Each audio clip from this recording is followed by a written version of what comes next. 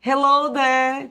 Hello there, this is David and Alexandra with Brazil, USA, and beyond. Today is video number 8 of our series, and we're talking about can you own beachfront property in Brazil, Fortaleza. We're going to explain laws on coastal properties, federal land restrictions, and how a foreigner can navigate those restriction stuff. The Fortaleza coastline is quite nice looking. It's on the Atlantic Ocean.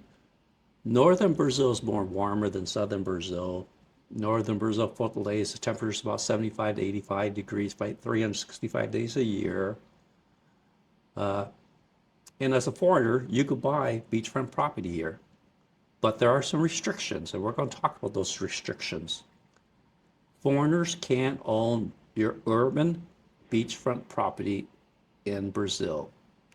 However, the Brazilian Constitution protects a strip of land known as, Terreno de marinha and it's a 33-meter zone from the high tide line that belongs to the federal government. This piece of land is not possible for private ownership, but you can have concession rights or lease the use of the land.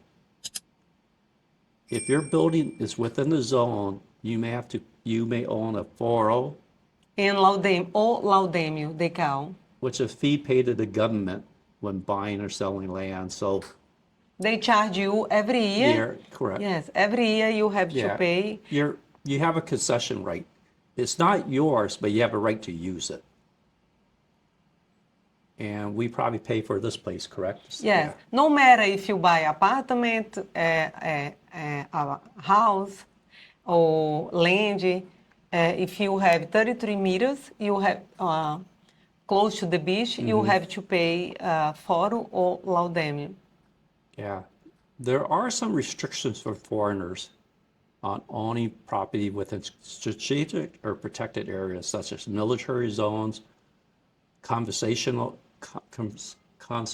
areas, and sometimes coastline nears the border and stuff like that. But I think this is probably restricted for most people anyway, not just foreigners, probably everybody, even Brazilian citizens. So there are some restriction stuff, but You have to pay attention because many holy states sometimes they don't tell you because sometimes they don't know because they don't have the information from the owner, but actually you have to pay foro or laudêmio or and property taxes because usually everybody pay every year when you buy a property your property taxes. But if you buy on the beach, remember you have to pay every year foro. correct. So you should have a lawyer check if the land is part of the concession right situation, the 33-meter zone. If it's an environmental control area, protection area, you require SPU approval from the government, because all these things would mean that you have to pay additional money or you're restricted from using the land 100%.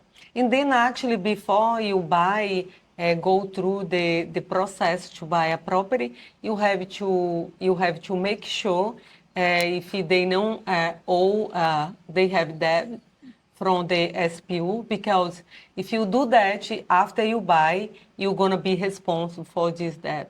Yeah, so the main thing is that don't trust the people you're working with. Double check to make sure there's no restrictions, there's no debt and stuff like that.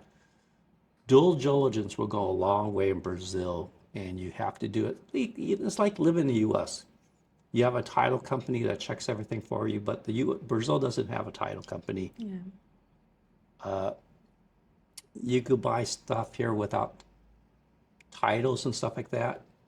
So you have to make sure you do your due diligence. But buying beachfront property in Brazil is possible, but you need to follow the right guidance and double check everything. And yeah, just check your legal status and stuff. And the next chapter that we're going to be talking about is chapter 9, which is how rental income is taxed in Brazil in your home country.